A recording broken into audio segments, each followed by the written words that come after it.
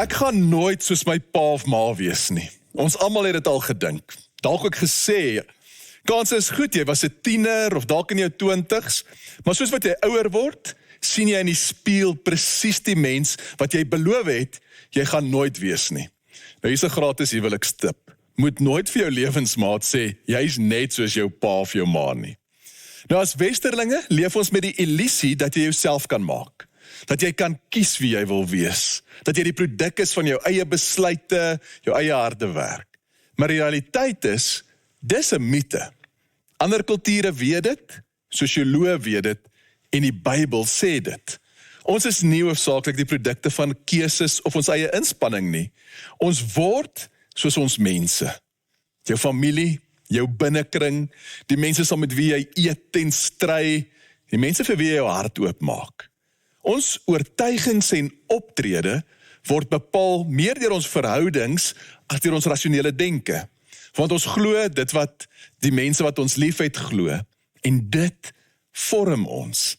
En dan is ons vraag dan vir vandag, maar wat maak dan verhoudings moeilik? Wat weerhou ons daarvan om die vreugde en die goedheid van 'n lewe met ander te kan beleef? En hoe kom ons dit te bowe? So ons skrifgelesing vir vandag is uit Jakobus 4 en sy antwoord oor hoekom verhoudings tot niet gaan, is skokkend. Lees saam met my. Where do you think all these appalling wars and quarrels come from? Do you think they just happen? Think again. They come about because you want your own way and fight for it deep inside yourself. You lust for what you don't have and are willing to kill to get it. You want what isn't yours and will risk violence to get your hands on it. You wouldn't think of just asking God for it, would you? And why not? Because you know you'd be asking for what you have no right to. You're spoiled children, each wanting your own way. You're cheating on God. If all you want is your own way, flirting with the world every chance you get, you end up enemies of God and His way. And do you suppose God doesn't care? The proverb has it that He is a fiercely jealous lover, and what He gives in love is far better than anything else you'll find. It's common knowledge that God goes against the willful proud. God gives grace to the willing humble. So let God work His will in you. Yell a loud no to the devil and watch him make himself scarce. Say a quiet yes to God and He'll be there in no time. Quit dabbling in sin. Purify your inner life. Quit playing the field. Hit bottom and cry your eyes out. The fun and games are over. Get serious, really serious. Get down on your knees before the Master. It's the only way you'll get on your feet. Dink terug aan 'n verhouding wat tans op 'n moeilike plek is. En watter woord sou jy gebruik om dit te beskryf? Dalk konflik of spanning, dalk 'n misverstand. Maar Jakobus se woord is, dis oorlog. Konflik is oorlog. Nou ons eerste reaksie daarop is dalk heel moontlik, dis 'n bietjie sterk Jakobus. Maar wat as hy reg is? Wat as ons dalk net te gedesentiseerd is? Wat is dit hoe die wêreld eintlik werk nie? Eindig dit nie maar altyd in geweld nie? 'n Argument word 'n dreigement. Die dreigement, dalk 'n vuis of gewere, tanks, bomme. En dit gebeur nie net daar buite nie, dit gebeur ook hier binne, tussen gesinslewe, huweliksmaats, tussen vriende, selfs gelowiges. Een skrywer het bevind dat selfs op herlewing, daai plekke waar mense God tasbaar ervaar, daar waar daar nuwe toewyding aan die Here is, mense gevul word met nuwe energie, dat dit uiteindelik nie iets is van buite wat dit ontspoor nie, maar oneenigheid binne tussen mense. Konflik maak selfs herlewings dood. So Jakobus gebruik die woord oorlog om ons tot stilstand te laat kom. Om ons te help om die werklike effek van gebroke verhoudings te sien. Want in 'n oorlog is daar altyd kollaterale skade. Daar's families wat uitmekaar geskeur word, kinders sterf, vrouens word uitgebuit, infrastruktuur, toekomste verwoes. En selfs die soldaat wat in oorwinning terugkeer, sy siel het dikwels soveel skade en trauma beleef, dat dinge nooit weer dieselfde is nie. En dis hoe ernstig konflik is. Dit is wanneer op die spel is, wanneer ons verhoudings verbrokkel. Want konflik tussen twee mense, het selten net die twee partye. Dit skeer groepe, vriende, families, dikwels in twee, want hulle moet kies tussen ons en hulle. En Jakobus noem dit by die naam, sodat ons die effek kan raak sien, sodat ons daaroor kan huil, en sodat ons daarteer kan waak. Want die eerste tree in 'n ander rigting is altyd net dit, erkenning van die werklikheid. So kom ons wees eerlik, waar in jou lewe woed daar tans 'n oorlog? Is daar iemand wat jy vermy, iemand met wie jy dalk argumente in jou kop voer, lank nadat die gesprek verby is? Waar probeer jy dalk nog om te wen, of om iemand se goedkeuring te kry? Soos wat ons deur vandag stap, hou daardie gesig, daardie naam in gedagte. Nou onthou jy hoe het Jakobus die skrifgedeelte begin? Hy sê die rede vir ons oorlog is die selfsugtige begeertes wat binne in ons woed. Die oorlog tussen jou en 'n ander persoon, die lont daaraan, word aangesteek binne in ons. Die oorlog is binne ons. Nou dis 'n les wat ek self moes geleer het. Toe ek en my vrou, ons probeer elke dag, na 'n dag by aandete met mekaar praat oor ons dag. Ons sal praat oor wat ons beleef het, wat goed was, die dinge wat vir ons uitdagend was. En dan, in ons vroeë dae, sou ek met Liesel gedeel het, wat vir my moeilik was. En Liesel sou aandagtig luister, en dan baie natuurlik, sou sy haar perspektief deel, hoe sy dink ek moet dit hanteer. En ek het dan dikwels bietjie ophou praat en luister. Ek het teruggekruip in my dop. Selfs dalk in frustrasie iets gesê soos, nee, maar jy verstaan nie. Maar jy moet weet, haar perspektief was altyd goed, altyd waardevol, altyd wys. Ek wil dalk nie vir haar sê nie, maar ek is altyd beter af as ek doen wat sy sê. Die punt is, sy het niks verkeerd gedoen nie. Maar dit was vir my 'n game changer, toe ek ontdek dat die emosies wat ek ervaar, of dit nou frustrasie of woede, hartseer, selfs blydskap is, dis 'n uitnodiging. Dis 'n klou vir myself, om myself beter te leer ken. Soos wat ek daaraan aandag geskenk het, eerlik geraak het met myself, kon ek dan identifiseer wat dit is wat ek werklik wil hê. Daar's tye wat ek nie raad nodig het nie. Ek nodig het om gehoor te word. So deesdae begin hierdie gesprekke anders. Nou dit het my lank gevat, kyk ons mans, dit vat ons 'n bietjie langer om groot te word. Nou, as ek iets deel, sal ek vooraf sê, ek wil iets met jou deel, en ek het net nodig dat jy luister. Ander kere sal ek sê, ek sal graag wil hoor wat jy sê. Nou daar is 3 maniere, waarop ons onbewustelike begeertes die oorlog tussen ons maak. Die eerste een is, ek weet nie altyd wat ek werklik wil hê nie.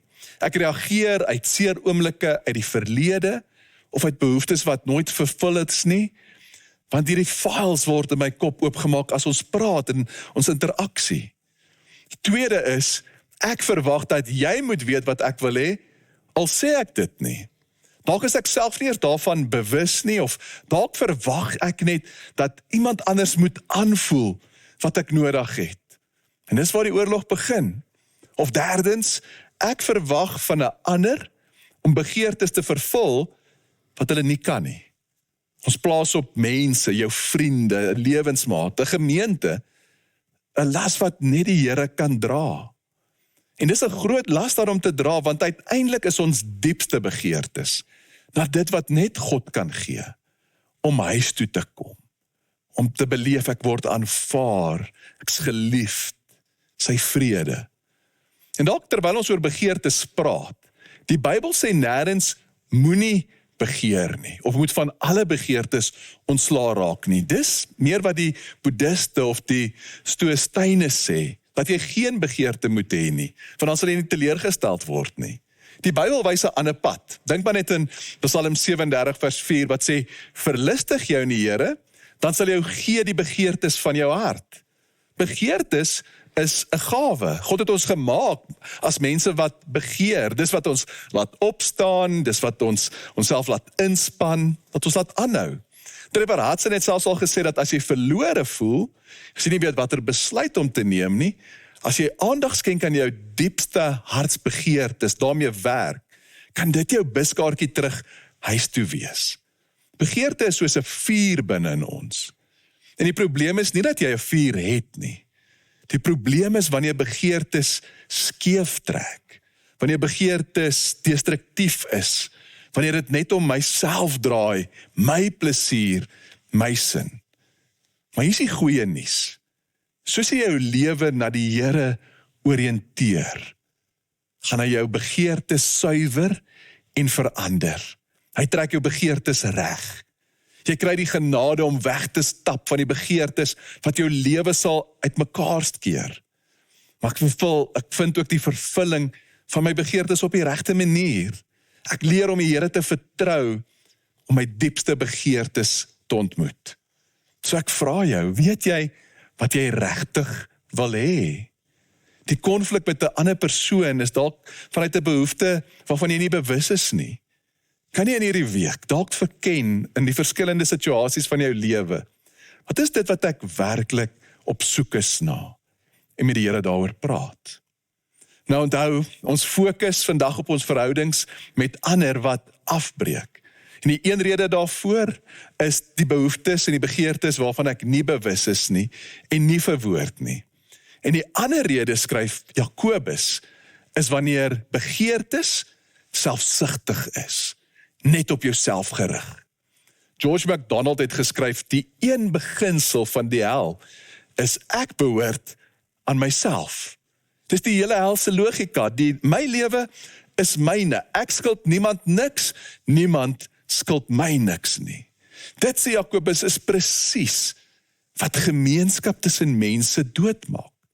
Want as my wil altyd eerste kom, dan moet iemand noodwendig verloor, tweede kom. En twee mense wat altyd eerste wil wees, dis waar die oorlog begin. En dan kom ons en ons hoor in vers 6 van Jakobus, God gaan teen die hoogmoediges in, maar aan die nederiges gee hy genade. In hierdie woorde is daar beide die diagnose en die genesing. Die deurbraak kom as ons beweeg van selfgerigtheid na oorgawe. Kom ons dink aan daai woordjie hoogmoed en wat dit beteken. Nou ons kyk dikwels daar net op een manier. Ons dink dis iemand wat arrogant is, wat altyd reg wil wees, wat oor ander loop, wat afkyk op ander. Maar die ander kant sien ons amper nooit raak nie. Die mens wat homself afkraak. Die een wat dink, ek's niks werd nie. Ek bederf alles, nie na my kyk nie. Ons noem dit dalk lae selfbeeld, maar in die kern daarvan is dit presies dieselfde. Dit is 'n lewe gedraai na myself, nou net na binne gekeer. Hoogmoed is 'n obsessie met die self. En dit sê Jakobus maak verhoudings dood. So wat is die uitweg? Jakobus 4, hy gee groter genade. Die Message vertaling sê, let God work his will in you. Dis die pad uit selfsugtigheid, selfgerigtheid uit. Dis nie om jouself te probeer regryk nie. Dis nie om te probeer om op te hou begeer of om te op te hou stry, jouself jou woede te beheer nie. Want as jy die probleem is, kan jy ook nie die antwoord wees nie. Dis die moeilikste ding vir ons ore om te hoor, om te erken. Ek kan nie. Maar dis ook die goeie nuus, want God kan. God kan jou begeertes transformeer wat skeef getrek het. God kan jou die genade gee om 'n ander te vergewe. Kyk, God se koninkryk is onderste bo. As jy jou knie sou buig voor hom, dan kan jy opstaan. As jy jou lewe aflê, dan sal jy dit vind. As jy sterf tot jouself, dan sal jy lewe. En dalk vra jy, maar hoe word ek so 'n mens? Een wat kan oorgee. Net op een manier. Dis om te sien en te voel en te weet dat God jou liefhet en hoe baie hy jou liefhet. Dit is God se wil dat niemand verlore sal gaan nie. God verlang om jou by hom te hê. So hoor in Johannes 17 vers 24 hoe Jesus bid, Vader, ek wil dat hulle wat U my gegee het, ook by my sal wees, waar ek is. God is die herder wat jou kom soek. Hy is die Vader wat wag vir jou om huis toe te kom en dan fees vier. Maar hy is ook 'n jaloerse God. Sy liefde is 'n verterende vuur. Nie 'n vuur van woede of afkeer nie, maar een van verlange. Sy begeerte is om jou by hom te hê. God het jou so lief, soos wat hy die seun het. In hom kyk God na jou met dieselfde liefde, dieselfde eer, dieselfde welbehae. Nie eendag wanneer jou lewe reg is nie, nou, soos jy is. En as jy dit weet, dan word jy vry. Want as dit die waarheid is, wat is dit wat ons laat beklei? Is dit nie maar vrees nie? As jy bang is, jy word nie gesien nie, druk jy jouself na vore. As jy bang is, jy kan verloor, dan moet jy wen. As jy bang is oor wat ander van jou dink, dan word jy verdedigend, of jy trek terug, of jy slaan terug. Byna al ons oorloë word gevoer en gedryf deur 'n bang, gevul met vrees, wat hulle plek probeer beveilig. Maar wat as jou plek reeds veilig is? As die koning van die heelal alreeds na jou kyk met die liefde wat hy vir sy seun het, dan het jy niks om jouself teen te beveilig nie. Dan hoef jy nie meer bang te wees vir wat ander dink nie, want jy weet wie jy is en wie sin jy is. Jy hoef nie meer altyd te wen nie. Jy hoef nie eerste te wees nie, want jy kan buig en jy gaan nie val nie. Jy kan vergewe, want jy is oorspoel met vergifnis en genade. Met jou lewe oorgegee aan sy lewe, kan jy jou selfsugtigheid, jou selfgerigtheid aflê, want jou hart het alles wat dit soek. En dis nederigheid. Nie om minder van jouself te dink nie, maar om minder aan jouself te dink. Om so vol te wees van God se liefde vir jou, dat jy ophou om heeltyd na jouself of na ander te kyk. Dis om so vry te wees, om die mens voor jou raak te kan sien. En dit is dan waar ons begeertes tot rus kan kom. Jy kan nie jou hart dwing om die regte dinge te begeer nie, maar jy kan jou hart draai. En soos wat jy jou lewe oor en oor na hierdie liefde van God toe draai, in aanbidding en gebed en gemeenskap, dan vorm God jou. Onthou jy daai naam, waaraan jy vroeër gedink het, die mens met wie jy oorlog het. Hier is 'n uitnodiging vir hierdie week. Neem daardie verhouding saam met jou na jou gebed toe. Bring daai verhouding voor die Here. Vra jouself, wat is die emosie wat by my opkom? Dalk wil jy eerlik begin wees oor wat is dit wat jy werklik op soek na is? Kan hierdie persoon dit vir jou gee? Of is dit 'n begeerte wat jy net na hom toe kan bring? En dan wil jy dalk 'n paar oomblikke in stilte by hom sit. Ons noem dit stil gebed. Met jou hande oop. Om net sy liefde en sy genade te ontvang. Jy hoef niks te hoor of te sê nie. Jy kom tot rus by hom. En dalk as jy agterkom jou gedagtes begin dwaal, wil jy dalk net saggies terugkeer met 'n gebedsfrase. Dalk hier uit Jakobus uit, Here, U genade vir my. En soos wat jy sit by die Here, mag die gevegte binne in jou tot rus kom. Mag jy sy liefde ontvang. Mag jy die wapens wat jy dra neerlê. Daai soeg, daai swee, daai beklei vir 'n plekkie in die son, sodat jy kan gloei in die son van sy liefde vir jou. Kom ons bid saam. Here, U ken ons beter as wat ons self ken. U ken die begeertes wat ons nie vir woorde het nie. Die begeertes wat ons dikwels dryf om na ander te kyk, uit frustrasie, uit woede. Here, vandag wil ons vra dat U ons deur die Heilige Gees sal lei om met eerlikheid, met kwesbaarheid na ons begeertes te kyk. Here, help ons om daarmee te kom na U toe. Vorm ons hart, Here. Here, maak van ons vredemakers, want aan hulle behoort die koninkryk van God. Ons bid dit in Jesus se naam. Amen. Ontvang die seën van die Here. Die genade van ons Here Jesus Christus, die liefde van God ons Vader, en die teenwoordigheid van die Heilige Gees, is en bly met jou. Amen. Totsiens.